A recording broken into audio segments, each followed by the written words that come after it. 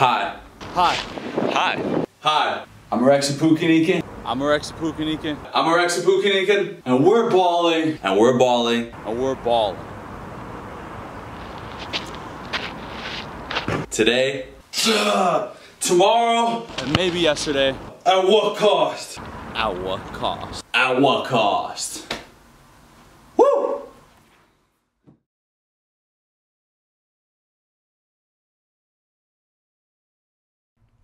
One, two, 1, 2. Welcome back to another episode of Ballin at What Cost with me, Rexy Pukinikin. I know I took a bit of a break, 1 week break. I'm sorry, I was busy with other stuff. My apologies. I was taking it a little bit easy with that stuff and just trying to figure some stuff out, and then bam, I'm gonna let you on a little secret here. Monday, today is Wednesday. Monday was the last time I ate anything. Or no, actually Sunday night. So we're going for a little 72-hour water fast. Inspiration taken from GSP, George St. Pierre. Because every time that guy, I've noticed he's obviously a super healthy person, right? But every time he goes and feasts like a whole weekend where he's just having these nice fancy dinners, eating expensive steaks and freaking desserts and all that. Every time he does that, and you know, he's very active on social media. Every time he does that throughout the weekend, he usually hits a 3-day water fast afterwards to like clear out the whole system and everything like that. So that's what I've been doing. I've been trying it. The first 36 hours were pure hell. But then after that, it's like you kind of stop thinking about it. And then you kind of become very weirdly aware of everything that's going on in your body. You can pretty much, you feel like you can, like right now, I feel like I can feel every freaking cell in my body right now, which is really fucking weird. But that's pretty. So we're gonna record this podcast episode, malnutritioned as fuck, but nobody cares. Nobody cares. Hopefully I don't pass out mid-podcast recording. But otherwise, I got myself a little freaking one of these keto-friendly energy drinks on ice right here to keep me going throughout the pod. So I don't think I got a single problem at all. Especially when we start off with the news. And listen, there's supposed to be no NFL news anymore. It's the off season now, but there's this one article that I really want to put out that is against my principles of kicking someone down or kicking an athlete down, because I know they all work very hard and they all dedicate their lives to the sport. But please, I'm sorry, fucking praise Allah, praise Jesus, praise the Lord, praise everybody. Carson Wentz is released from the Washington Commanders. Just bless up. And, you know, it's not even the fact that, you know I've talked my shit when it comes to Carson Wentz, but it's truly just because I believe Taylor Heineke should be a starting quarterback. I don't think a fucking talent and a hard fucking, he's a quarterback that really fucking takes risks, isn't scared of, putting himself out there. So when you have a guy like Taylor Heineke just sitting on the sidelines, you don't like to see that. And the man that is in the way of Taylor Heineke not sitting in the sidelines was Carson Wentz. Now that he's gone, wish him all the best. But now, hopefully, the Washington Commanders give the spot to my boy, Taylor Heineke. Hopefully, Taylor Heineke steps up in the offseason, makes more improvements, and I'm ready to see Heineke lead the fucking Commanders into the playoffs next season or some shit, I am happy now when it comes to Washington Commanders. I am happy now. But that's all I had to say about the NFL, and that's the only thing I will probably say about the NFL in a long while, unless there's some really breaking news that really hits close to home. If I know there's going to be news anyway constantly, but if it's like groundbreaking news or something like that, then I'll talk about it. But otherwise, NFL, we'll see you later, because guess what, ladies and gentlemen, UFC 285 this goddamn weekend, and I'm telling you, from bottom to top, top to bottom, one of the most stacked cards I've seen in a long time. This event is filled with killers, just absolute killers. And we start off, I can't remember the last time I talked about an early prelim for a UFC event build-up, but here we go. The last fight of the early prelims, we have the highly touted Ian Gary going against Song Kenan, which is Chinaman, and it's a welterweight bout.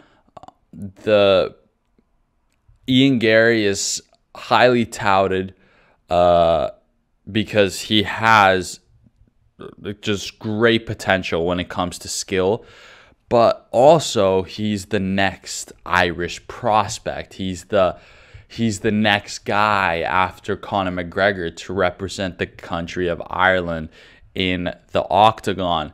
So here we have Ian Gary, and I've seen all of his fights. Maybe I've missed one of his UFC fights, but I've seen most of them. He's fairly new to the game. I think his first fight in the UFC was in 2021. So I think he's fought 3 times after that. But this man is dangerous. He's 10-0. His professional record is 10-0, and I think he has, 3 wins. Okay, so he has 3 wins in the UFC. This would be his 4th. So he's already got a 3-fight win streak. He's already got a 10-fight win streak. Sorry about that, correcting myself.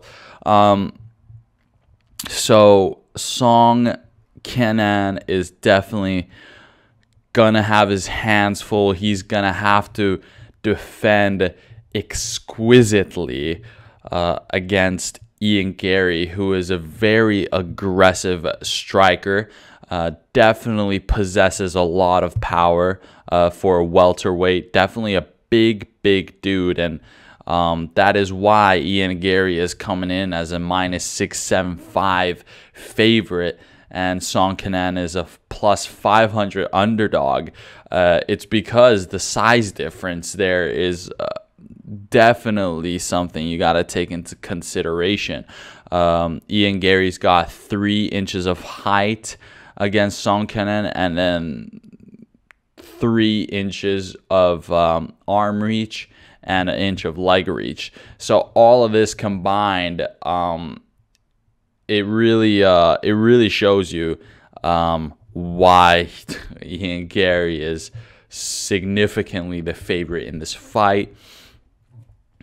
I think Song Kenan is definitely a strong guy.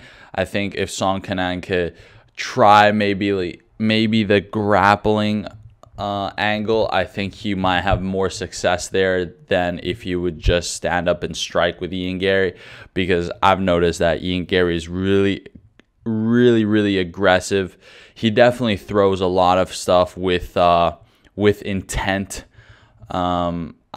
Unfortunately, I don't know too much about Song Kenan and his fighting style, but just based on his statistics, I think Song Kenan has a little bit more experience when it comes to grappling. But the thing is, Ian Gary is just an all-round MMA guy, so you can never really.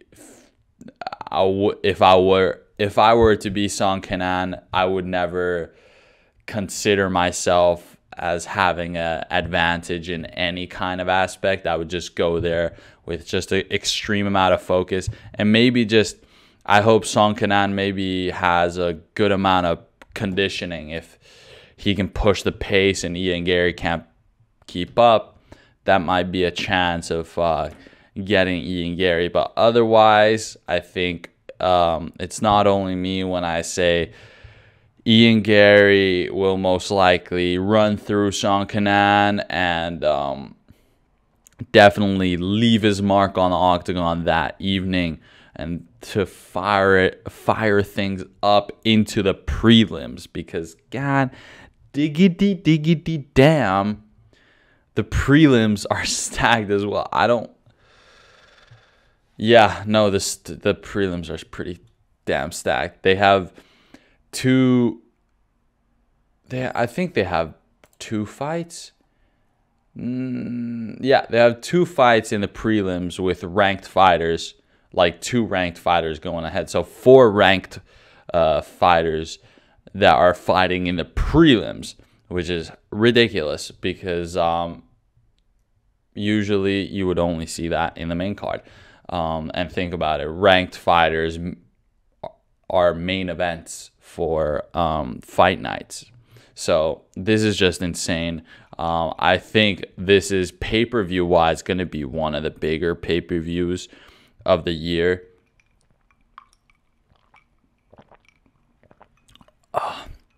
Oh, that does so much good.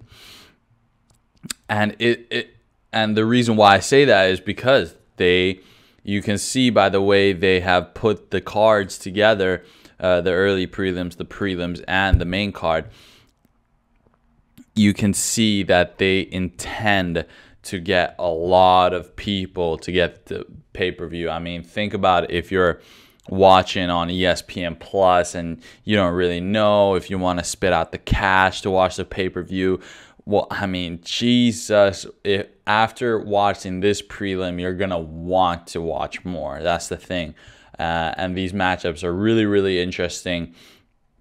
The ranked matchups are a women's flyweight bout, which is the second fight of the prelims, with number 8 Viviane Araujo, Brazilian, sorry if I butchered the name, versus Amanda Ribas, ranked number 9. So number 8 versus number 9, both Brazilian ladies going against each other. I don't know much about these two fighters, so I'm not going to dive deep into that. But the fight afterwards is the second ranked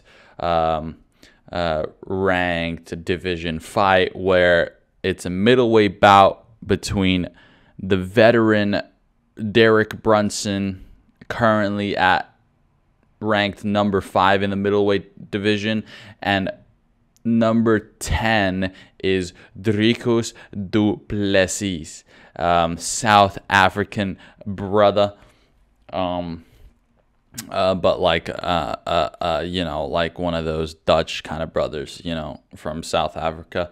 And this is going to be a very, very, very interesting matchup for the middleweight division, because Brunson is definitely a veteran with tons of experience. I would consider him the gatekeeper of the middleweight division. He usually defeats the guys that are good, right? Are very good. He defeats the guys that are very good, but then it's usually the elites of the middleweight division usually then defeat Derek Brunson. So Derek Brunson has always just kind of been in the mix, been a ranked fighter for quite a while, I think, and you can never count him out. That's like definitely a lot of these veterans. I mean, unless if you're, John Jones, who we're gonna get to because he's the fucking man of the hour or man of the night. But with these veterans, it usually what it means is they have so much experience, and the reason why they stay in the UFC for so long is because they never go on a losing streak. Every time they lose, they come back with a win. So then it they justify why they should and belong there. And Derek Brunson is that, especially in the middleweight division. He has extremely good conditioning that I think will definitely come into advantage if Derek Brunson plays his cards right against Duplessis. Duplessis, on the other hand, he's the up-and-comer. He's another up-and-comer in the middleweight division, and definitely young guy with a lot of explosiveness. He comes in with a freaking certain type of pace that is trying to get you out there. He's not there to stay and win the rounds and then get the decision win. He's there to explode, get the finish, and see if he can do anything crazy. They have a huge age gap. Derek Brunson is 39, I think, and Duplessis is 29. So we got a 10-year age gap between the fighters. And Duplessis still has no losses in the UFC. He's on a 4-fight win streak. So he's another guy who's hot coming out the gate. And this is the true test of if this guy belongs in the higher levels of the weight division, or does he get stopped by the gatekeeper, which is Derek Brunson. And who knows? I said in my notes that Duplessis is most likely going to look. Okay, well, I'm going to say this. I know for a fact that Duplessis is most likely looking to run through Derek Brunson, but I know with Derek Brunson's experience and his conditioning, there's a very good chance Brunson can use that as his advantage and counter that to Duplessis' freaking just high pace, high power kind of fighting style. So that one is going to be really, really interesting. And this is like, you know, the second last fight of the prelims. So this is just wonderful. I mean, this is just all you can really ask for a prelim fight, prelim bout. And just absolutely spectacular. Sorry, I got a little air coming out of my stomach because I'm drinking a little carbonated drink here. Apologies, but this is really keeping me alive. This fucking tastes delicious. It's like keto free with, you know, no crazy chemicals. It's all like, dude, I should get a sponsor from these guys. These guys are the shit. Buildup, a little Finnish company, natural, you know, ingredients and all that. I'm fucking living it up here. Oh yeah, and the fast ends after I'm done editing this podcast, pretty much, and after I'm done with all that, so I get to eat. So I'm pretty much having a fan-fucking-tastic day, but listen, that's not the point I'm getting at here, right? Because, you know, next fight, we got no love. We got no love. We got Cody No Love Garbrandt fighting against Trevin Jones, a bantamweight bout. And listen here. I know there's this stigma around Cody Garbrandt, all right? And you know, it's his fighting career in the UFC gets talked a lot. And you know, it's just because he definitely has a personality, and he definitely has just the unique fighting style of not protecting himself, because I don't know if it's an ego thing.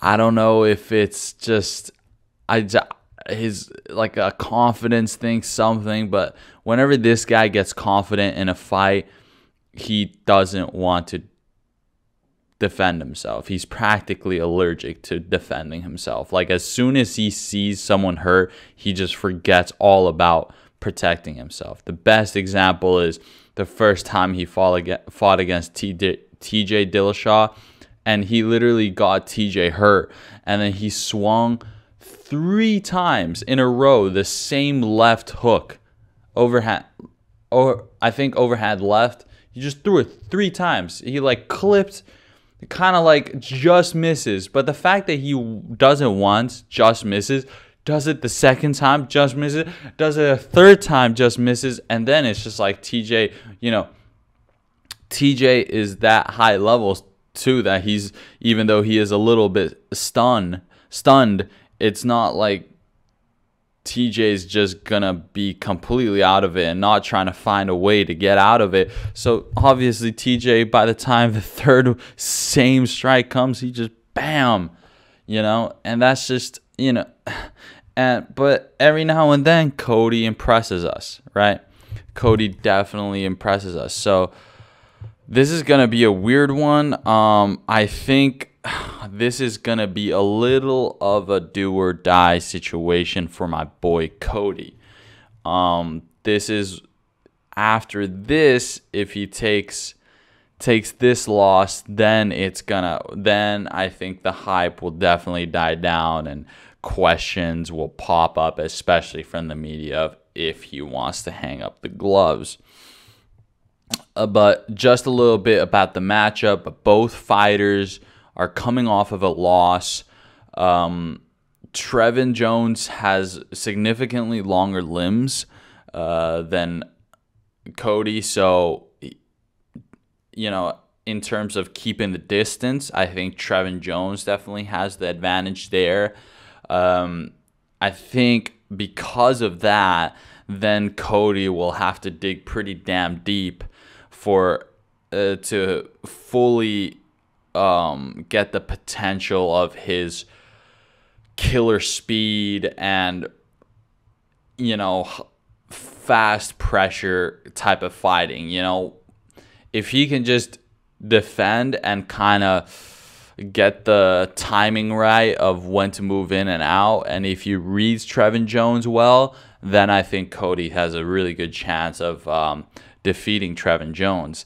But I think if Jones wants to win the bout, he needs to either keep distance and do enough counter striking as he can, or if he wants to take the route of grappling Cody, which could be effective, but unfortunately I checked yesterday, Trevin Jones definitely does not have the best statistics when it comes to successful takedown attempts, so it's a little bit 50-50.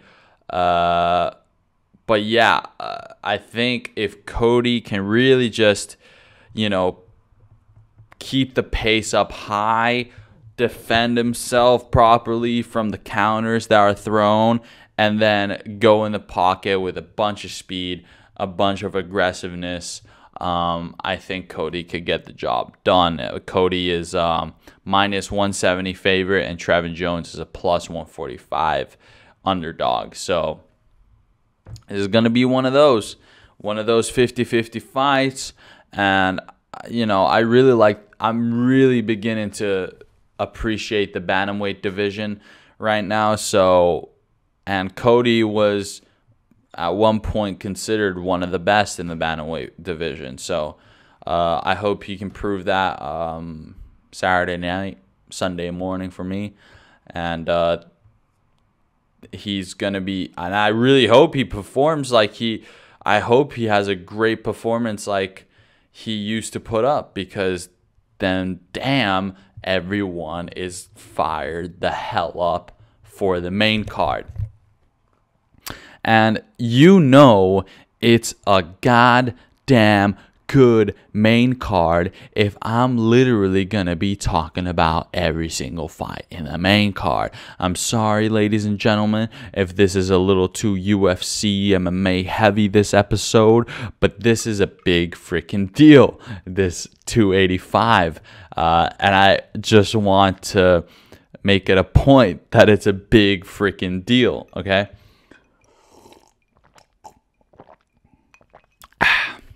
Dude, this is doing so many wonders. Y'all don't understand right now. I can practically feel all the whatever nutrients or good stuff is in here. I could practically feel it just getting digested into my freaking bloodstream and shit. Okay, listen. Main card of the evening, right? Bo Nickal versus Jamie Pickett. We get kicked off with that fight in the main card. It's a middleweight bout. This is Bo Nickал's UFC debut, and he kicks off the main card, and it's because this wrestling prospect has so much hype behind him in terms of his potential to be a MMA great. A lot of people have seen in him similar things to how when Daniel Cormier came into the UFC and he was destroying everybody with his wrestling, and when Khabib came in and destroyed everybody with their wrestling, Khamzat, and this is the new guy, except he's more like a Daniel Cormier. He doesn't freaking have to come from the mountains of Russia. He is simply an all-American savage that can throw people around, that is just that has all-round great MMA skill and knowledge. There is this hype behind him, and that is why this wrestling prospect this week, this 285 will be his UFC debut, and he freaking kicks off the main card. Do I need to explain to you why he has so much hype behind him? Because that's all you really need to know. The fact that it's this guy's UFC debut and he's kicking off the main card. I mean, that is freaking crazy. The marketing, the just overall hype behind him is real, and he faces off Pickett, who comes off who is coming off 2 losses. Pickett is a striker, so if he can keep his distance from Bo Nickal, he might have a chance to win with points if it goes the distance. But we know Nickal is here to make a freaking statement. He's not just here to get a win, for his UFC debut. I'm sure he's here to try to ragdoll Jamie. All right. That what I described is the only way I think Pickett could win this fight. Unfortunately, there was no betting odds for this. Actually, let me check if they have betting odds now. Nope, they still don't have betting odds. Probably just because it's Bo Nickal's, debut. Nobody really knows, right? Or at least, the casinos don't know yet, but they'll know. They'll know Saturday night. But anyways, it's Jamie Pickett has a lot to lose. I think so. I think Pickett, he's already 2 losses. No one wants to, have 3 losses in a row. I think Pickett's going to definitely put up a challenge. He's going to put up a fight. But if Bo Nickal's hype is real and everything that's been said about him is real, then it doesn't matter how hard Jamie Pickett goes, because Bo Nickal will counter it and just destroy him. So I don't know. I do not know what's going to happen. If there is hype behind a fighter, I always believe that it's real, because there's something that they must have done to be able to create that hype. So I believe it's real, but I am just so damn excited to see on screen live if it actually is real and if he's the real freaking deal. Okay, so best of luck for both fighters. I can't say more than that because I don't know, and I'm going to sound like an idiot. But the next fight is just, and I got to say, just based on how the weight division fights are laid up for this whole evening, it's also beautiful. I think they just did a masterful work with just designing how the matchups and the fights, and just I gotta tip it to UFC. They outdid themselves this time. But anyways, let's go on to the second fight of the main card. We have Mateusz Gamrot, who is number 7 in the lightweight division, versus Jalen Turner, who is number 10 in the lightweight division. This is a lightweight bout, and Gamrot is definitely, he's a fighter who is very, very dangerous. He is a very diverse fighter too, and that's what makes him really damn dangerous. He has striking abilities, but also the exact same elite level of grappling ability. So let me just pull this guy's stats up here because it's real interesting. Gamrot, professional record of 21-2, but the fact that he has whoa, that's kind of crazy. This guy's been fighting for a while. Okay, whoa, because they're saying he has freaking, how old is it? 32? Jesus. Yeah, debut in 2020, so it's not, he hasn't been in the UFC for a long time. But the fact that he has 7 KOs and TKOs, but also 5 submissions, it comes to show that this guy definitely has all kinds of weapons. It's not just standing up where you have to be scared of him. You got to be scared of him also on the ground. And Jalen Turner, on the other hand, or actually, wait, hold up. Yeah, what did I say here? Yeah, so the freaking, yeah. Mateusz Gamrot, well, unfortunately, he lost his UFC debut to decision, but after that, he goes on 4 fight win streak, going through, Jeremy Stevens and Tarukian, which is, he's also a really bad motherfucker, and he gets he's coming off a loss, but that's against Beneil Dariush, and Beneil Dariush is well established as a very elite lightweight fighter. But the fact that Gamrot has definitely beaten some of the other pretty damn good guys in the lightweight division comes to show. And also, he has crazy good conditioning, actually. His average fight time is around 12 minutes. So he has no problem continuing and fighting on and going in for battle. So that's definitely the advantages that Gamrot possesses. When it comes to Jalen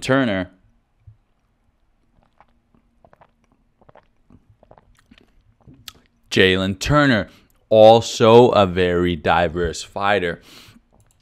He has striking ability as well as freaking submission abilities.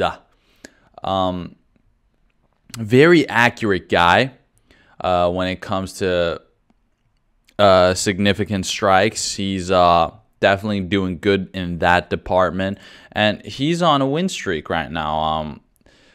His last loss was in 2019. So this is definitely one of those matchups where it's really 50-50. I really think both men have what it takes to beat the other man.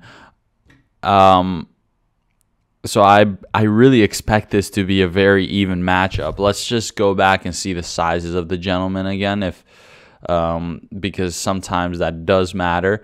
Oh yeah, okay. So Jalen Turner is definitely bigger than Gamrot, right? But we all know how dangerous and the power that Gamrot has, right? So it's going to be really, really interesting. I think Jalen Turner, if he just completely takes advantage and extracts the distance keeping and his long limbs compared to Gamrot, then I think Jalen Turner could definitely win this fight. Otherwise, Gamrot's gonna become Gamrot's a freaking, he's just a Polish guy who's coming out to try to kill you probably. So I feel like this might be there is a really good chance this one might go 3 rounds. I think it's going to be a very, very even matchup, and it's just going to go down to who scores more takedowns, who scores more significant strikes, and just very excited for this fight because I think this is definitely the most even matchup going into other than the main event, I'd say. Yeah, definitely. Which brings me to the next fight, which is Geoff Neal, who is ranked number 7, versus Shavkat Rakhmonov, who is ranked number 9, both men in the welterweight division.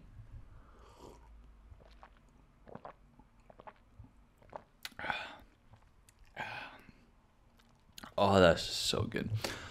Listen here, ladies and gentlemen.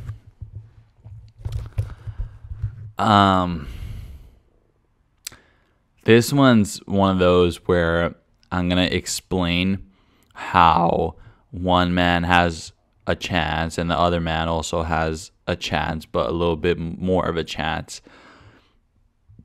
But it might not matter at the end of the day. I'm going to say them out of respect for the athletes.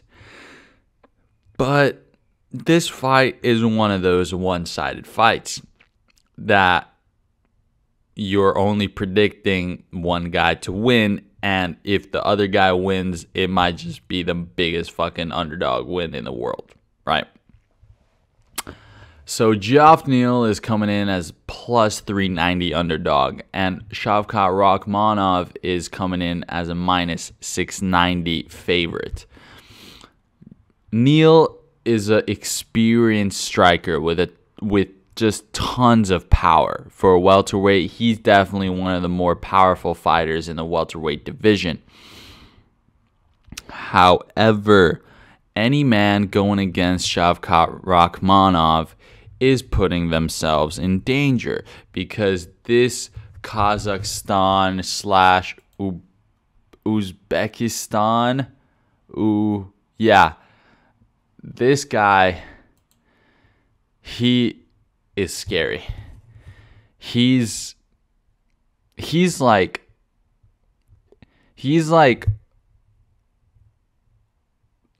you know how people say Khamzat Chimaev and Khabib were scary people?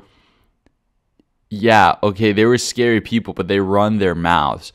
This guy, he doesn't give a peep. He doesn't have to say anything extra because everybody knows this guy is a freaking killer. Okay? He is highly touted as the most dangerous man in the UFC who isn't a champion. People are saying this guy poses more of a bigger threat to everyone in the division more than freaking Khamzat Chimaev, right? And it's just because, Shavkat Rakhmonov, he is a huge welterweight fighter. And Shavkat is a freaking 16-0 in his pro MMA career. And it really seems as though in this matchup, Geoff Neal is not posing much of a threat. It's even more like this if you consider the fact that Geoff Neal has gone beaten by Neil Magny, another fighter in the welterweight division, and Shavkat's last opponent was Neil Magny. So, I know that's just a little bit of speculation, but I mean, if Shavkat already beat a guy who also beat Geoff Neal, then it kind of maybe comes to show how this fight will most likely go down. Hopefully it won't end too fast. I pray Geoff Neal puts up a bit of a fight, but if it does end too fast, I hope it's goddamn spectacular, okay? I have a feeling that Shavkat Rakhmonov is latest by next year going to get a title shot, because this guy is just... It's like, what you just can't say nothing. Like, I think when you see someone that good, it's like, what are you supposed to say? Oh, he's good at this, he's good at... No, just don't say nothing. Everybody knows how good he is, okay? So that's the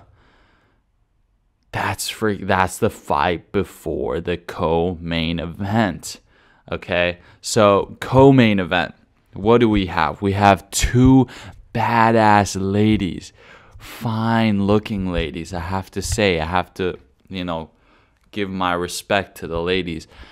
We have Valentina Shevchenko, the world flyweight champion, women's flyweight champion, going against Alexa Grasso, who is ranked number 6 in the flyweight division. And this is for the championship belt. This is Valentina Shevchenko's, I think this is going to be her 12th title defense. I could be wrong. Let me check. It might take a second. And I got to tell you, the odds are not looking too great, okay? Because everybody knows how bad of a motherfucker Shevchenko is, okay? She has gone through pretty much anyone that you've thrown towards her. The last time she had a loss was 2017 against Amanda Nunes, right? And Amanda Nunes is touted as the GOAT of female MMA, right? So actually, the only losses she's ever taken is against Amanda Nunes. Amanda Nunes is the only one that has beaten Shevchenko in Shevchenko's UFC career. So let's see. So currently she's on a freaking fight streak. So let's see when 1, 2, 3, 4, 5, 6, 7, 8, 9. So this would be her 10th. I don't know. I don't think this is her 10th title defense, though, because I think she went up to bantamweight to try to fight for the belt, and that's when she lost against Nunes. So I think she's on a 1, 2,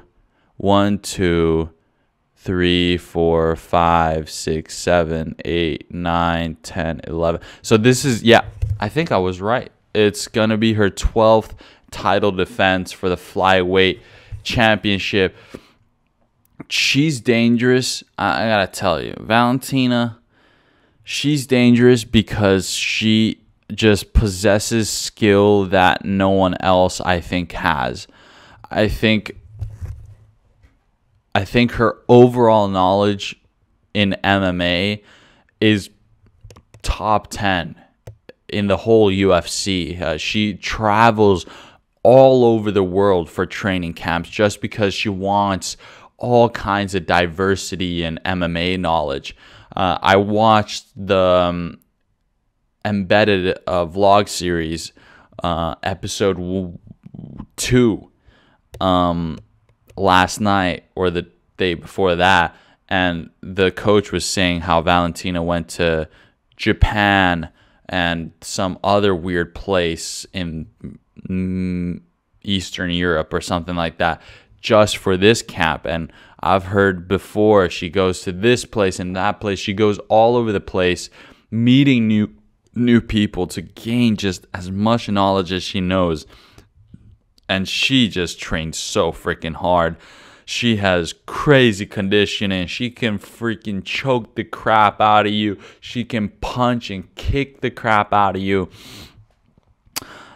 I mean, that's just who Valentina Shevchenko is. But the lady that Shevchenko is facing off is Alexa Grasso. And I truly believe Alexa Grasso has done everything in her power to earn her title shot against Valentina Shevchenko. Grasso is currently on a 4-fight win streak.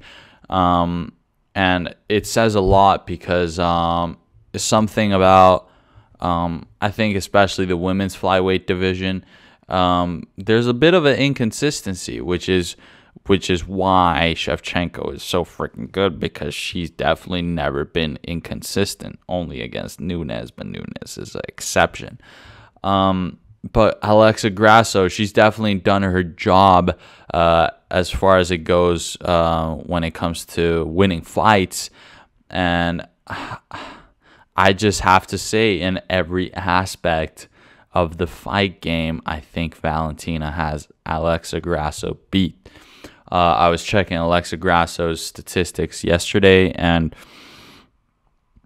Alexa Grasso has a lot of decision wins, which is not a good look. It worries me because Valentina, especially when it's a title fight and it's 5 rounds, Shevchenko, she ain't gonna fucking wait for nobody, right? Alexa Grasso, she's gone decision wins for 3 rounds. So I don't know how she's going to be able to react to Valentina Shevchenko for 5 rounds. I think if somehow Alexa Grasso defends very effectively against Valentina striking, which is fucking impossible because Valentina is so fucking precise and powerful. It is so goddamn scary, but kind of freaking sexy at the same time. And if Grasso can somehow do that and defend effectively and somehow be active herself, then I think that's her only strategy of pulling off a win by decision. I think as far as Alexa Grasso finishing Valentina Shevchenko, holy crap, I don't know about that. I mean, especially with the women's division, I don't want to doubt anyone. I really don't want to doubt anyone. Grasso has a couple submissions under her belt, a couple TKOs. You never know. Everybody thought Juliana Pena was going to get fucked up by Amanda Nunes the first time they fought. And look what happened, right? So, I mean, if Shevchenko's like, damn, I want a little bit more pay-per-views for my next fight, maybe I take this L and it's just I get more pay. I don't know. Maybe she thinks that way. I don't know. Am I implying that? No, I'm not. It's just a joke. All right. So let's see how this goes. If anything, we have 2 very beautiful, talented women in the octagon, which I don't mind at all, especially if they start wrestling each other a little bit. You know what I'm saying? Like, we got like a Eastern European lady in Valentina Shevchenko. She's nice, pretty blonde, versus Alexa Grasso, this Latina, Mexican, baddie. I think they did a great damn job with this matchup when it comes to that aspect, and especially throwing them co-main event. I mean, Jesus, thank you very much. I'm probably gonna be watching the freaking, the live weigh-in shows and the freaking the press conferences and all that just for these ladies. I mean, I'm a simple man. Hopefully no noses get broken, because that would be a shame. It affects the looks a little bit, but it's just, hey, I'm there to enjoy the fight. And if it was up to me, then let the women fight for 5 freaking rounds, but Shevchenko is not gonna want that. But anyways, just still very excited. I mean, where we are genuinely watching greatness in the making with Valentina Shevchenko. I mean, I think after this win, she ties for Anderson Silva for the most title defenses in the UFC, and then that just means she's got one more, and then she's going to break the record. So, bam, Valentina Shevchenko, also GOAT, as far as it comes to the women's flyweight division. But, ladies and gentlemen, we are live. UFC 285. This is our main event of the evening.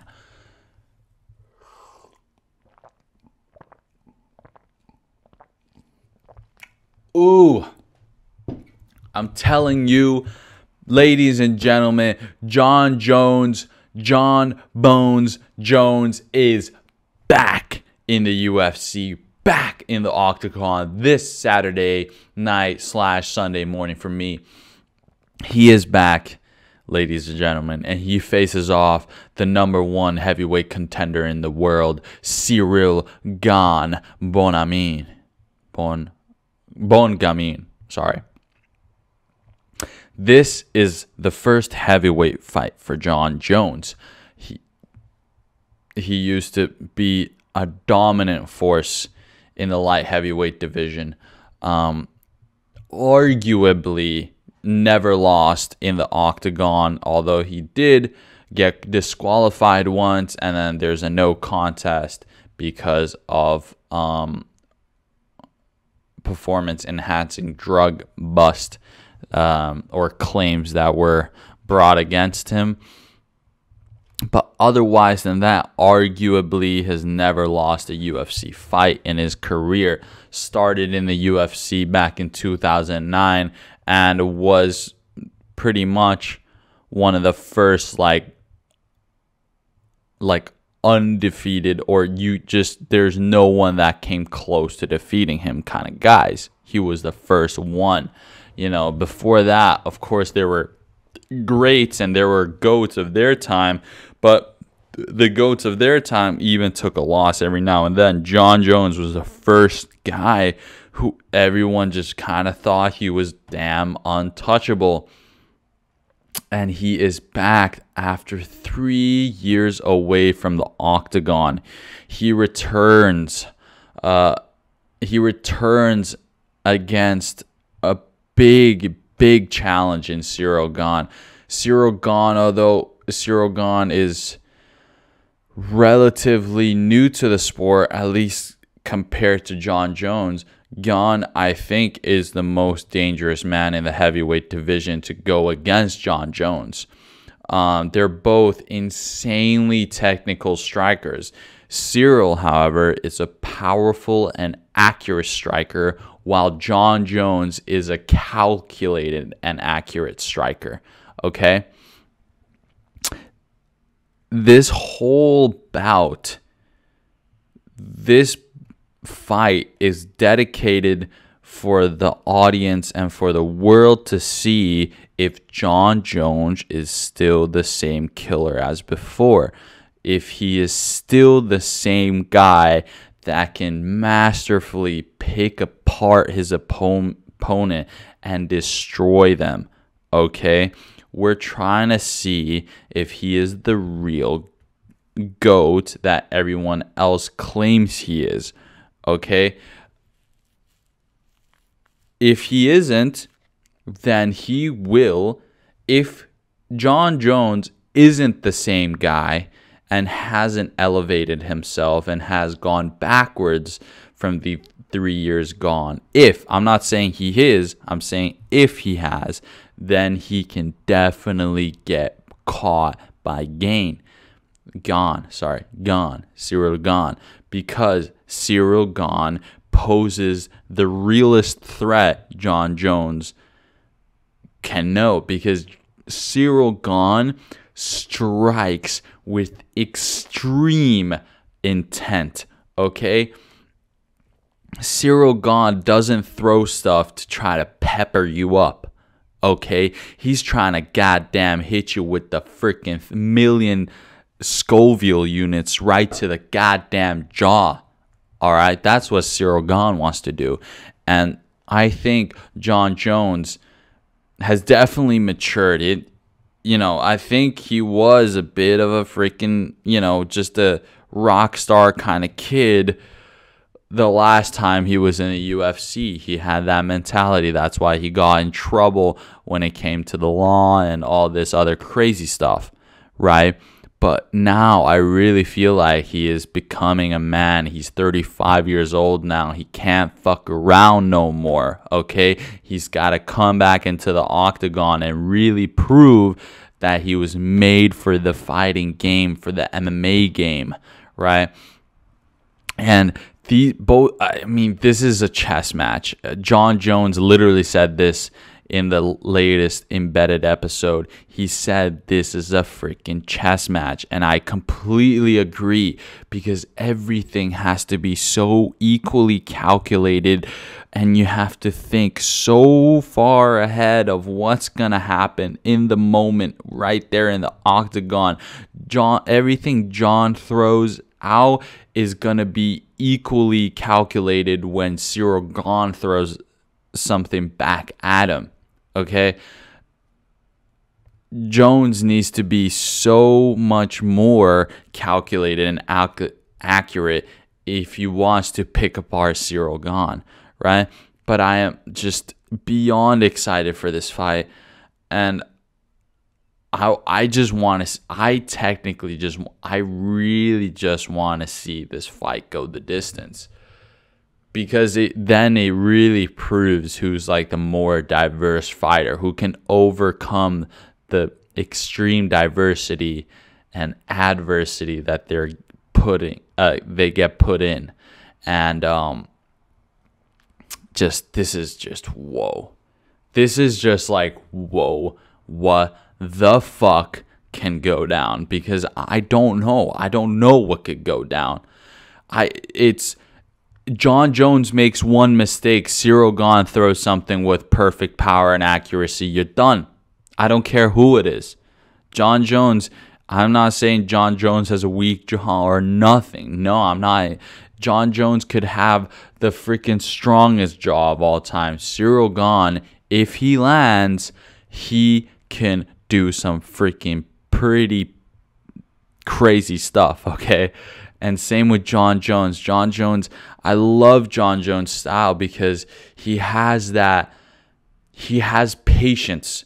He has the utmost patience when he is in the octagon. He reads you. He picks you apart. There's no other fighter. I've never seen Jon Jones fight. He fought the last time in 2018. I wasn't following the UFC like that in 2018. Okay? I've gone back and watched all of his fights, right? And that's why it's the fact that he picks apart. He wears you down with his strikes. It's not the fact that he just wants to knock you the hell out. I mean, yes, he does that too, but the fact that he would rather just make sure he does everything with precision and effectively to get the win over you and to beat you, to really beat you mentally and physically in the octagon too.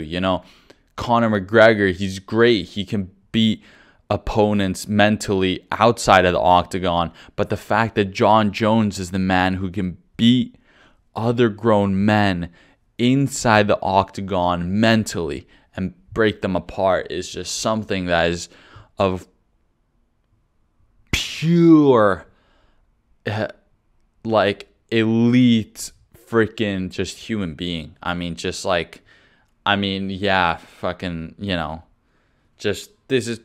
like running out of words. This is working. I have more energy now. Nothing's bothering me, but the fact that this fight is happening within a few days, I am freaking, it gets me fired up. It gets my blood freaking pumping. It makes me, I've explained this time and time again, how I have to wake up Sunday morning, literally like in the freaking morning for these fights. But I don't care, because this is the most amazing shit ever. I just want the best man to win. I am not rooting for anyone. I'm not rooting for Cyril Gane. I'm not rooting for John Jones. Okay, I just want to see who is the better man that night. Okay, and I think this is the perfect time and opportunity for both men to lay it all on the line, because I think whatever happens after this fight is gonna decide a whole lot of how each fighter's future is gonna play out in the MMA world. Okay, so that is my 285 UFC build-up. We went a full hour on one sport. That just comes to show you how freaking excited I am for this event, okay? And I'm going to be watching it from Ian Gary. So 2 a.m. on Sunday, I'm waking up. I'm trying to go to bed Saturday extremely early so I can get at least like half a nap in, or a good nap in, before I have to wake up 2 a.m. latest. That is latest, because 1:15 a.m. is when the early prelims actually start. So I'm just trying to time it so I can at least make it to Ian Gary's bout. But that's just how the cookie is gonna crumble Sunday morning for me, and I am just beyond excited on the Lord's Day and everything like that. But ladies and gentlemen, I'm getting hyped over that. But listen, we got something new.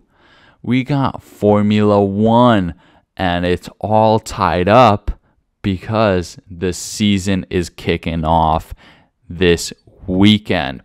Last week was preseason testing in Bahrain, where we got to see the cars out on track, and already we can make some not definitive conclusions, but we can already make some assumptions off of the preseason testing, okay? And we're going to just talk about that preseason testing and what to expect throughout the season, and my little takes going into the season. So as of right now, we can make the assumption that Red Bull, Ferrari, and Mercedes are still going to be up top like they've pretty much always been. Yes, Ferrari has had hiccups over the past decade. So has Mercedes even, last season. And Red Bull, they've only recently found their successes. But ups and downs for all three teams, they are still pretty damn equal if we're still just making the assumptions of the top teams, okay? Out of these top three teams, we have 6 drivers total. And out of these six drivers, I will first say who I want to win the World Drivers' Championship. And out of these 6, who I think will win, okay? So if we are saying, and this is before the first race, ladies and gentlemen, you have to take in mind I'm recording this on Wednesday, and they get free practice, or the race weekend starts on Friday, okay? I've only seen preseason testing, and that, although you can get a picture, it doesn't necessarily mean anything crazy, right? It doesn't define anything, okay? But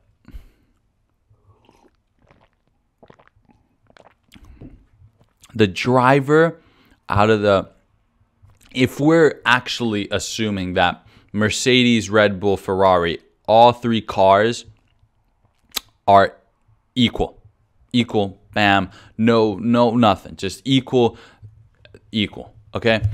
If we're talking about they're equal, and then we have the drivers who can make the difference.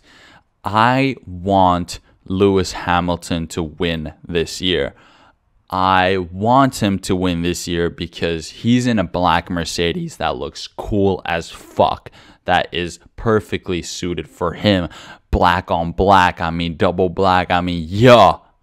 Right? Not in a racist way or nothing, but like, you know, he's in his fucking element now, you know, for reals. He wasn't in his element last year in that silver motherfucker, that's for sure, right? Okay, so we have that, and the fact that he struggled last season after taking, I think last season was the best thing to happen to Lewis Hamilton because he freaking got a taste of struggle, of just I'm not saying that he's never struggled, because obviously he had to overcome so many struggles over the past decade to keep on winning like that, but I'm saying he had to deal with actual,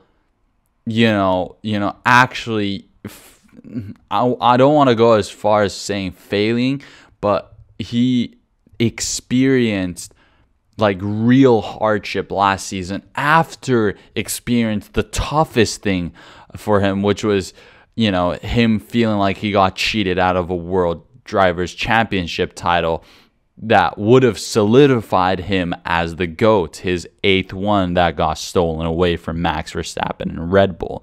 Okay, and we've talked about that plenty of times, but the fact that he goes through that, and then, you'd expect him to come back firing, but unfortunately Mercedes had a car that just struggled up until the very last part of the season where they were finally in shape. But now the fact that, Lewis Hamilton has gone through a full, year, more than a year of hardship, and now I truly believe the Mercedes car is also like a very good car fundamentally this season, just because of the tech videos I watched. It's really impressive, the stuff. But I think he has all the ability when it comes to the mentality. Lewis Hamilton is just so goddamn good at just performing, and getting everything out of the car and getting everything right. And him and Mercedes have always been just a really deadly combo.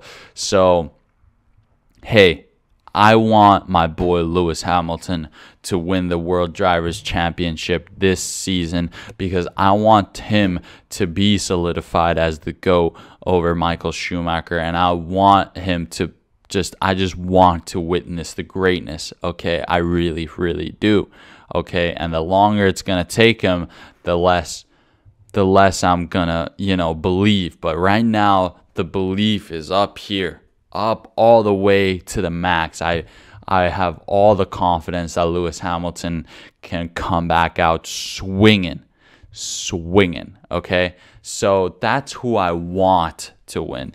But if we're saying all cars equal who I think will win, ladies and gentlemen, I think Carlos Sainz will win the World Drivers' Champion. I think he will do it. You know why? Because this guy, other than Lewis Hamilton, he's the most experienced out of all 6 drivers from the 3 teams. Checo, oh shit, fuck. Damn it, Checo has a couple of years on him, I think. I think Checo's been for 11 or 12 years now. Damn. Okay, but the fact, but I think just Sainz, Sainz has more years in Formula 1 than Max Verstappen, Charles Leclerc, George Russell. Okay, Max Verstappen, George Russell. And who else? Max Verstappen, Charles Leclerc, George Russell, There's him himself. Yeah. So he has more experience than those 3 guys. And those 3 guys, I think a lot of people don't understand how good Carlos Sainz is. I really don't. And the fact that he's saying in the interviews that, yeah, like the car fundamentally is the same one as last year, but they're just making more improvements on it. I think that should say that that's really, really good for Carlos Sainz, because that just means, man, this guy is the best at adapting to new cars as far as our generation goes of drivers. This guy is the freaking best. He's fast in any kind of 4 wheels and an engine that you give him. Okay? So the fact that this is going to be his fucking another year on top in the Ferrari car is just going to show you that, I swear, the experience you will see the experience. I wouldn't be surprised at all if Carlos Sainz start qualifying better than Charles Leclerc, even though Charles Leclerc is the qualifying god. I wouldn't be surprised. And race pace, I wouldn't be surprised if Carlos Sainz just hits this freaking new level, okay? Because he has raw speed. That I think a lot of other drivers don't possess anymore. A lot of other drivers, they've got the intellect and the freaking, the fuel consumption and the freaking strategy and the freaking all that. I'm talking Carlos Sainz has the fucking cojones to just go as fast, pedal to the metal, just racing, driving the crap out of a car, okay? So that's my freaking take as far as it goes. World Constructors Championship, man, I don't know. I personally think it might just be it might be Red Bull, just because out of all the 3 top teams when it comes to the driver dynamic, I think Red Bull has a clear dynamic of number 1 driver, right? That is all talk, though. That is really talk, because technically there isn't such thing as a number 1 driver. But if there is, I really think it is with Red Bull. So if all things considered, I think Red Bull take the Constructors' Championship, because Checo Perez is more likely to help out and take sacrifices for the team. But then again, who knows? This year, there's a lot of consequences for drivers if they don't cooperate and help out their teammates. So let's see. Let's absolutely see. I have a big opinion that also we're going to see quite a lot of drama this year, maybe between drivers, especially in their own teams, because I think for a long time, in a while, there's a lot of teams that are just equal. You have a lot of equal drivers. There's not much of like the veteran and the freaking, the rookie, kind of dynamic. That's been a bit of a classic dynamic for a while in the F1 sport. But going into the freaking teams, other teams, I talked about the top 3, we're just gonna assume they're in the top 3. Guess who is gonna surprise everybody most likely, and that everyone is getting pretty damn hyped about? Aston Martin looks like they've taken a big leap in the offseason and developing a really, really fundamentally great car and looking seriously fast, especially with the driver pairing of 41-year-old double champion Fernando Alonso.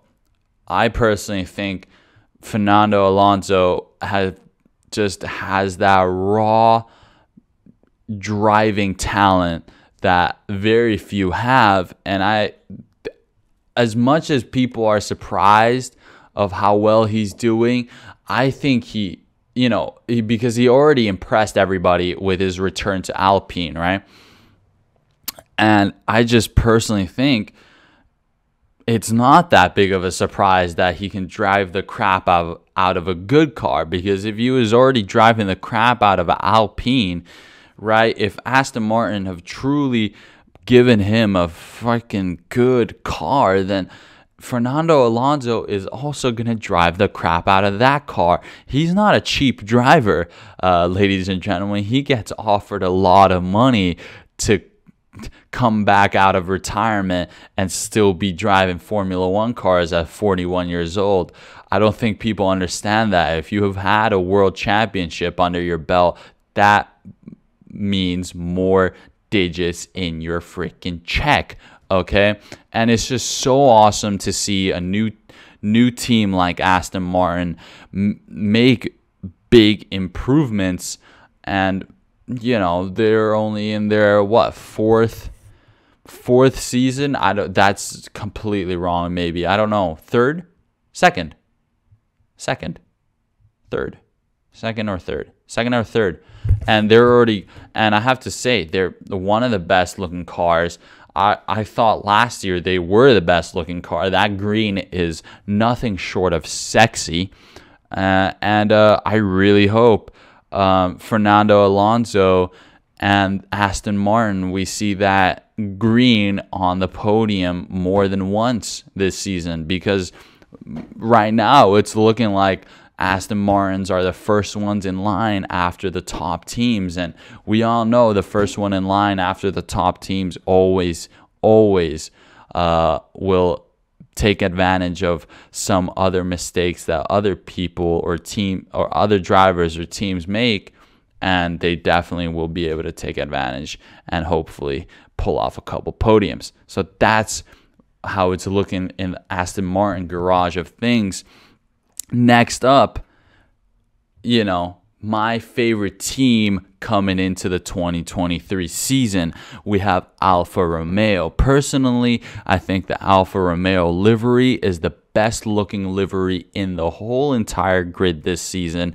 The black and red just goes so freaking well, and they got stake as a freaking a sports betting company who's making new waves, and I think they do a really good job marketing.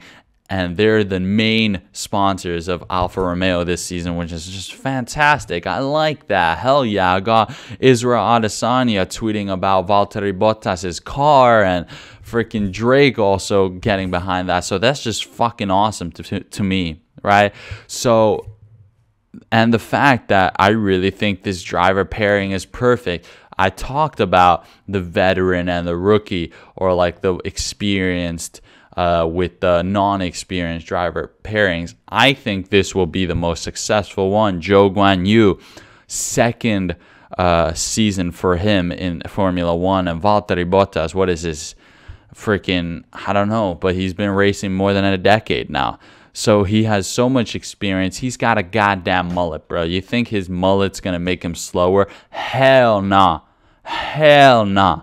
So even Zhou Guanyu was able to pull off he set the fastest time in day 2 of preseason testing. It comes to show Alfa Romeo have also produced and designed a really fundamentally fast car, and it's showing some serious pace. And Alfa Romeo, if they can get the strategy consistently right and take advantage of other mistakes that other teams and drivers make, then I think they're going to also be pulling off a couple of podiums. You never freaking know, but I really think so, especially on just tracks that they're good at. Valtteri Bottas is just certainly good at some tracks. I forgot which ones they were, to be honest. I can't remember right now, but there are some tracks that Bottas is just amazing at. I think Mexico, for example, just tracks like that, if they got the setup right, I wouldn't be surprised at all if both drivers go into Q3 like on a regular basis, and every now and then fighting in the top 5, or every once in a while get the podium. So I'm going to be cheering the most for Alfa Romeo out of all the constructors and the drivers throughout the 2023 season, and that's on God. And just to briefly go into the other stuff, because I mean, I'm not going to go ahead and skip out on this news, but Alpine and McLaren and a little bit of AlphaTauri as well, they have definitely been the teams that have shown signs of struggle, visibly more than others. Everybody struggles in preseason testing, but these 3 teams has definitely shown a little bit more struggles than successes or accomplishments over the testing period. Alpine has a lot of struggles when it comes to the balance of the car. If you watch the onboards with Esteban Ocon and Pierre Gasly, the car is definitely not as smooth as the top cars like Ferrari or Mercedes or Red Bull. And McLaren has overall been struggling throughout preseason testing with all types of mechanical or technical issues, and just not setting the craziest times out on track at all. And I just don't feel like McLaren have the ideal car for such dangerously fast drivers like Lando Norris and Oscar Piastri to perform in. Lando Norris has established himself as an elite driver last season when he consistently outperformed Daniel Ricciardo in the same car, and was still able to do pretty good, pretty damn amazing stuff in the McLaren that they had last year. And Oscar Piastri, a highly touted prospect who broke multiple records in the junior divisions of F1, like F2 and F3, and it's his not UFC. I'm getting shit mixed up a little bit. In his Formula One rookie season, I unfortunately don't think that he's gonna get the car to be able to pull off anything crazy spectacular. But I think when it comes to underperforming car, Lando Norris and Oscar Piastri will be the ones who overcome the technical, flaws of the car and still extract the most that they can get out of it. Because I personally think, it's a sad thing, but McLaren have the greatest potential when it comes to driver lineups, like teammates Lando Norris and Oscar Piastri. I personally think that's like equally as dangerous as Lewis Hamilton, George Russell, or freaking Leclerc and Sainz. I literally think they're on the equal. I know it's Oscar Piastri's rookie season, but I really think so. So best of luck for McLaren. It kind of sucks because McLaren really deserves, or not deserves, but they at least should be, based on their legacy in F1 so far. I really feel like they should be up there in the same conversation as Red Bull and Ferrari and Mercedes right now. But unfortunately, it doesn't look that way as of right now. But hey, I have high hopes. We all know how well Mercedes were able to turn things around last year for them. So who says McLaren can't do the same thing? So just best of luck for Alpine, McLaren, AlphaTauri.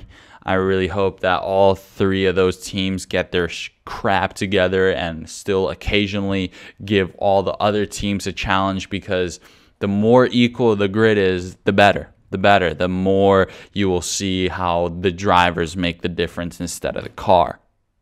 But ladies and gentlemen, that's all I had to talk about today. 2 sports, two events pretty much. We have UFC 285 this Saturday night / Sunday morning, and also F1 for 2023 season, first race this Sunday, qualifying Saturday in Bahrain. And Bahrain, I always liked Australia as the first race of the season, but Bahrain has grew on me. Last season with Leclerc and Max Verstappen's battle, it was pretty amazing. I ain't got nothing bad to say about Bahrain anymore as a season opener. I hope we get to see the similar type of thing as last season. And just full of excitement.